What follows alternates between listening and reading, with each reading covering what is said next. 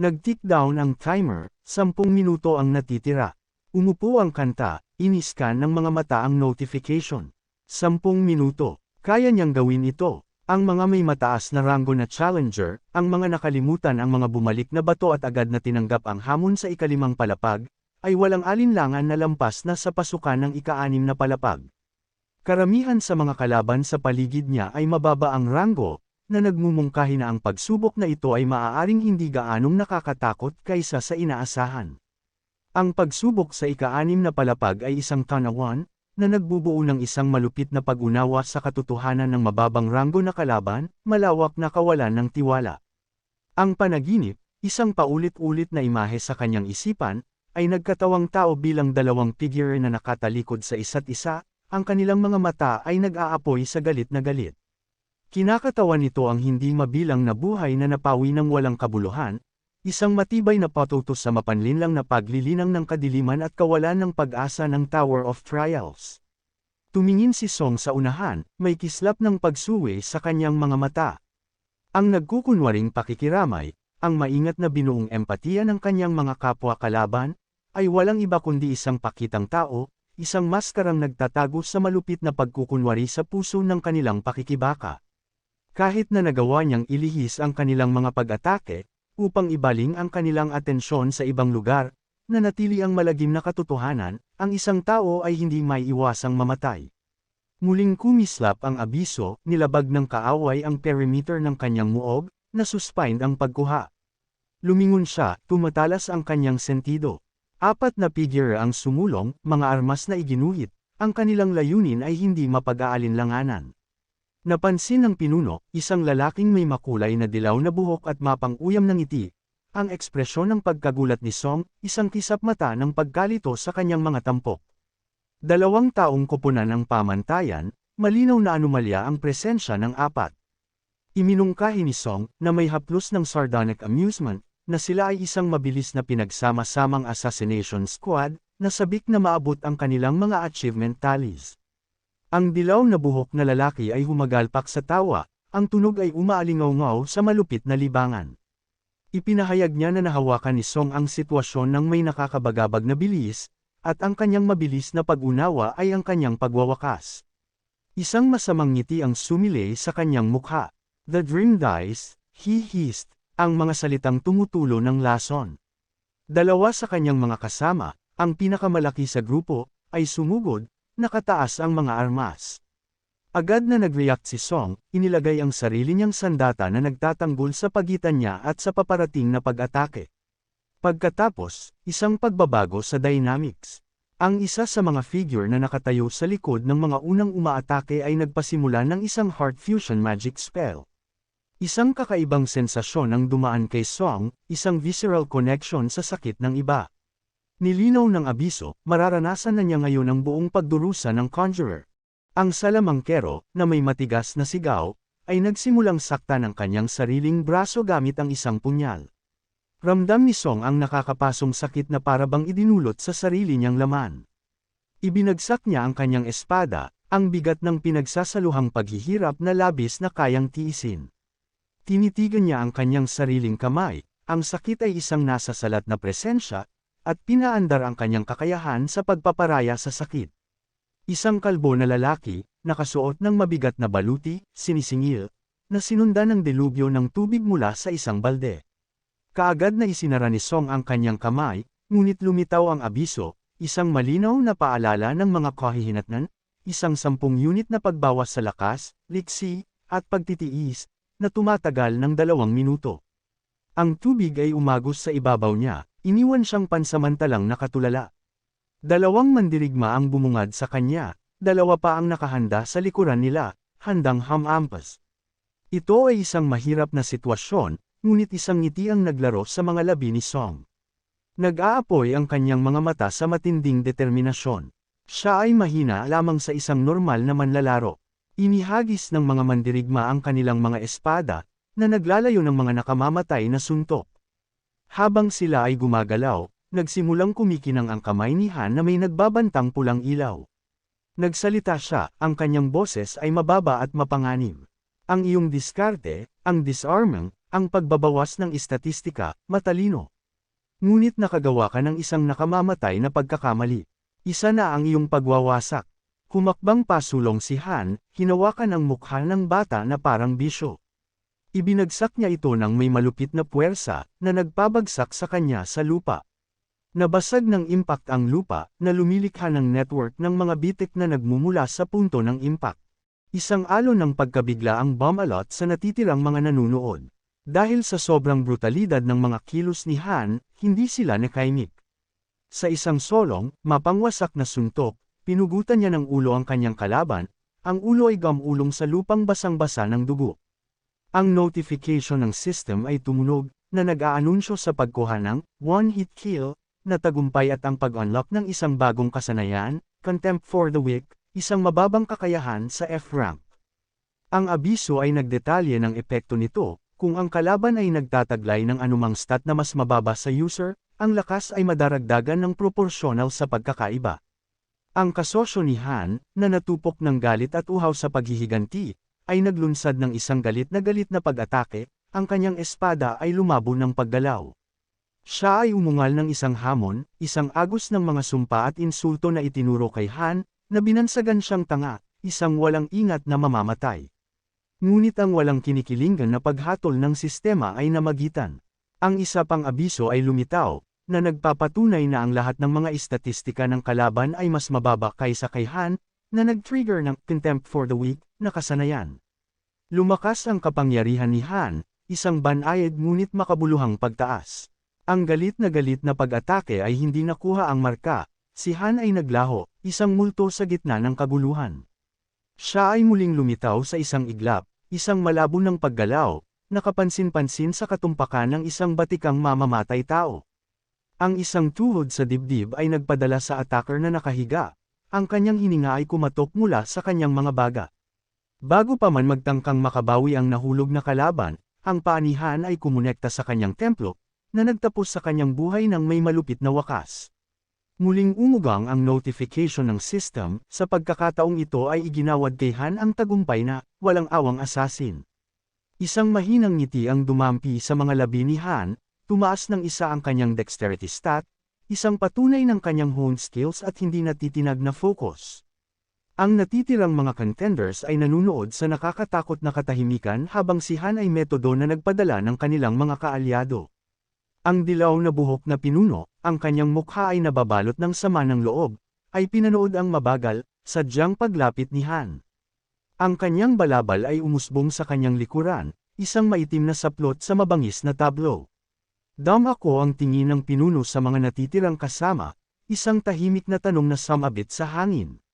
Sabay ba silang umatake? Bago makapagpas siya, ang dilaw na buhok na lalaki ay kumilos ng mapagpas siya, na pinutol ang binti ng isa sa kanyang sariling mga tauhan sa pamamagitan ng isang mabilis, brutal na paghampas ng kanyang talam.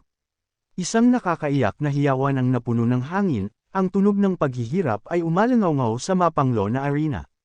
Ang naputol na binti ay kumikinang sa nakakatakot at maliwanag na liwanag. Lumuhod si Han, isang ngiting pilipit ang kanyang mga katangian. Nadama niya ang isang matalim, nakakapasong sakit, isang nakabahaging sensasyon, isang koneksyon sa nasugatan na lalaki. Ito ay hindi tunay na pinsala, ngunit ang sakit ay totoo, isang makabuluhang limitasyon sa kanyang mga paggalaw. Ang nasugatan na lalaki, ang kanyang boses ay sinakaw ng galit at sakit, isinumpa si Han, kinwestiyon ang kanyang sangkatauhan, ang kanyang mismong karapatang umiral. Bago tumigil ang mga sumpa, tinapos ng lalaking may dilaw na buhok ang kanyang pagdurusa sa isang mabilis, walang awang pag-ulos ng kanyang espada. Ang lalaking may dilaw na buhok ay nagbigay ng nakakatakot na babala kay Han, na nagbabanta na papatayin ang isa pa kung maglalakas loob siyang humakbang papalapit. Si Han ay nanatiling hindi gumagalaw, ang sakit ay isang pare-pareho, naghihirap na presensya. Alam niya na ang kanyang kasanayan sa pagpapaubaya sa bilis ay magbibigay daan sa kanya ng ilang antas ng kadaliang kumilos, ngunit ang kanyang mga reaksyon ay mapurol, ang kanyang mga paggalaw ay humahadlang. Lumipad ang kanyang tingin sa buong eksena, ang malagim na katotohanan ng kanyang sitwasyon ay nagkikristal sa kanyang isipan. Isa lang ang sagot, ang kanyang mga mata ay nahulog sa lalaking namimilipit sa paghihirap, ang gumagamit ng pagsasanib ng puso, ang pinagmulan ng kanyang paghihirap. Kailangan niyang alisin ang banta na ito, at mabilis. Sa isang desperadong sugal, ibinato ng sugatang lalaki ang kanyang sandata kay Han. Natagpuan ng talim ang marka nito, na pinutol ang ulo ng isa pang kaalyado. Ang dilaw na buhok na lalaki, ang kanyang galit na pinakawalan, ay sumugod kay Han, isang ipoy-po ng galit at bakal. Tumayo si Han, na tila natulala, ang kanyang mga kamay ay likas na tumaas sa kanyang leeg. Bago bumagsak sa kanyang mga tuhod, ang sakit sa kanyang leeg ay sumasalamin sa paghihirap ng lalaking katatapos lang niyang putulin ang leeg. Idiniin ng lalaking may dilaw na buhok ang kanyang pag-atake, isang sunod-sunod na suntok na naglalayong wakasan ang buhay ni Han. Gayunpaman, si Han, na may higit sa tao na lakas, ay sinalo ang pababang talam gamit ang kanyang hubad na mga palad, ang kanyang katawan ay nanginginig sa sakit, ang kanyang pasya ay hindi natitinag. Tinitigan ni Han ang dilaw na buhok na lalaki, ang kanyang mga kamay ay nabahiran pa rin ng pulang-pula mula sa kamakailang brutal na engkwentro.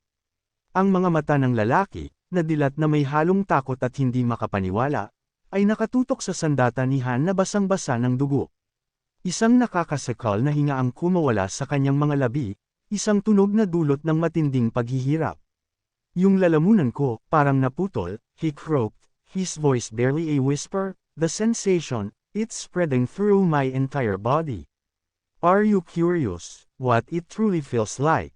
Isang nakakagigil na ngiti ang gumuhit sa mukha ng lalaking may dilaw na buhok, isang nakakatuwang parody ng amusement. Nanginginig ang kanyang katawan, hindi dahil sa takot, kundi sa kakaiba, nakakabagabag na pinaghalong takot at tuwa. You're insane, nagawa niyang mautal-utal. Ang mga salita ay may kasamang perverse na paghanga. Ang kabaliwan sa mga mata ni Han, ang lamig, kalkuladong kahusayan ng kanyang mga aksyon, ay nag-iwan ng isang hindi maalis na marka sa pag-iisip ng lalaki. Walang salita, itinaas ni Han ang kanyang sandata, ang paggalaw ay mabilis at mapagpasyahan. Ang talam ay kumikislap, isang pilak na bahid sa likuran ng patayan, na pinutol ang ulo ng may dilaw na buhok mula sa kanyang katawan ng may malupit na wakas. Kahit sa kamatayan, isang mapanghamong bulong ang lumabas sa mga labi ng lalaki, baliw. Si Han ay nakatayo sa gitna ng patayan, ang kanyang mukha ay may takip ng dugo, ang kanyang ekspresyon ay hindi nababasa. Tumunog ang notification ng system na nag-aanunsyo ng pagkuha ng dalawang bagong tagumpay, Cold Blood, at Shredder, bawat isa ay patunay ng kanyang walang awan na kahusayan. Ang kasamang gantimpala ay malaki, 1,500 puntos, isang makabuluhang pagtaas sa kanyang pangkalahatang marka. Ang oras ay naubusan, ang timer ay nagpapahiwatig ng pagtatapos ng pagsubok. Natiyak ang kuta, isang tagumpay na pinaghirapan sa harap ng napakatinding pagsubok. Isang alon ng kagalakan ang dumaan sa mga nakaligtas na kalaban. Sumambulat ang mga tagay, isang hirit ng kaganhawahan at tagumpay. Nagpalitan ng yakap, isang pinagsamang sandali ng pagkakaisa na nabuo sa tanawan ng labanan. Nakakakuryente ang kapaligiran, kakaibang pinaghalong tuwa at pagod. Marami ang nakapasok sa paglilitis na may pagnanasa sa dugo, sabik na umangkin ng mga pagpatay at makaipon ng mga puntos. Ngunit sa huli, ang mga nakapagpanatili ng integridad ng kanilang mga koponan ang nagwagi. Si Han, gayunpaman, ay nanatiling hiwalay, na wala sa kanyang sariling mga iniisip. Ang kanyang mga tingin ay dumaan sa larangan ng digmaan, natano ang tanawin ng pagkawasak. Pinagmasdan niya ang mga nakaligtas, ang kanilang mga damdamin mula sa kagalakan hanggang sa kawalan ng pag-asa, na napansin ng banayad na mga nuances ng kanilang mga reaksyon. Ang kanyang mga mata ay nahulog sa isang partikular na figure, isang lalaking nakaupo sa gitna ng patayan, ang kanyang mga kamay ay nabahira ng pulang-pula. Iginiit ng lalaki na siya ay inosente, inilalagay ang sisi sa isang kalaban na nabigong makaiwas sa kanyang pag-atake. Tumingin si Han sa sarili niyang mga kamay na may mantsa ng dugo, isang mabangis na pagmuni-muni ng karahasang kanyang pinakawalan. Nagtataka siya, habang nakatingin siya sa mga mata ng iba pang mga kalaban, kung siya ay nagpakita ng napakapangit sa kanila, isang nilalang ng purong pagkawasak. Ang abiso ng system ay nag-ambala sa kanyang pagmumuni-muni, isang formal na anunsyo ng kanyang tagumpay. Nasakop niya ang ika-6 na palapag ng Tower of Trials, isang mahalagang milestone sa kanyang mahirap na paglalakbay. Ang gantimpala ay mapagbigay, 8,000 puntos, isang malaking karagdagan sa kanyang score, at isang random na draw box, isang pagkakataon na makakuha ng makapangyarihang bagong kagamitan. Lumipat siya patungo sa waiting room, humakbang sa isang kumikinang na asol na portal. Habang ginagawa niya iyon, isang alon ng enerhiya ang bumalot sa kanya, isang surge ng kapangyarihan na nagpaiwan sa kanya ng hininga. Tumingin siya sa larangan ng digmaan, kung saan nananatili ang ethereal na anyo ng mga nahulog na manlalaro, ang kanilang mga kaluluwa ay nakulong sa resulta ng brutal na labanan. Lumitaw ang notification ng system, isang malinaw na paalala ng halaga ng tagumpay. Naabsorb niya ang espiritu ng ilang nahulog na mga manlalaro, Liang Jun, Kim Jin, Hien Wukang, at Jin Hak Jun. Kumpleto na ang engravings, umabot sa 100% ang kanyang mastery sa kakaibang necromancy, at ang skill mismo ay nag-level up. Ang pasukan sa waiting room ng ikapitong palapag ay naging material sa kanyang harapan. Dumaan si Han sa portal, pumasok sa isang kaharian ng pag-asa at kawalan ng katiyakan. Ang function na viewer ng kaganapan ay automatikong naisaaktibo, na nagpapakita ng isang komprehensibong listahan ng kanyang mga nagawa. Siya ay nag-scroll sa napakahabang listahan, ang kanyang atensyon ay iginuhit sa mga S-class na tagumpay, ang tugatog ng tagumpay. Gaya ng hinala niya, ang pagbabalik sa yugtong ito ay malayo sa simple. Tinapik niya ang screen, sinusuri ang mga detalye ng bawat tagumpay. Ang tagumpay na, one-hit kill, isang testamento sa kanyang mapangwasak na kapangyarihan, ay nagbigay ng makabuluhang stat boost at mga puntos ng kasanayan. Ang tagumpay na, walang awang pumapatay, isang nakagigimbal na pagkilala sa kanyang walang humpay na kahusayan, ay gumanti sa kanya ng mas mataas na kahusayan. Ang tagumpay na, cold-blooded shredder, isang D-class na pagkilala sa kanyang maramihang pagpatay, ay nagdagdag ng malaking bilang ng mga puntos sa kanyang pangkalahatang marka. Napagtanto ni Han ang buong saklaw ng mga gantimpala na naipon niya para sa kanyang malupit na kahusayan, ang mga puntos at pagtaas ng istatistika na nagpapakita ng napakaraming buhay na kanyang natapos. Sinuri niya ang kakayahang, contempt for the weak, na nauunawaan na ang sistema ng tagumpay ay nagbigay ng gantimpala sa mga manlalaro ng iba't ibang benepisyo, kabilang ang mga puntos ng kasanayan at pagtaas ng istatistika.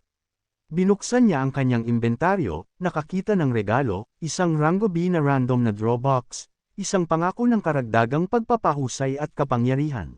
At dito muna nagtatapos ang ating recap, ka-recap, kung gusto mo ma-shoutout ay mag-comment lang sa baba ka-recap at babasahin natin yan. Huwag muna din kalimutan na mag-like and subscribe ka-recap.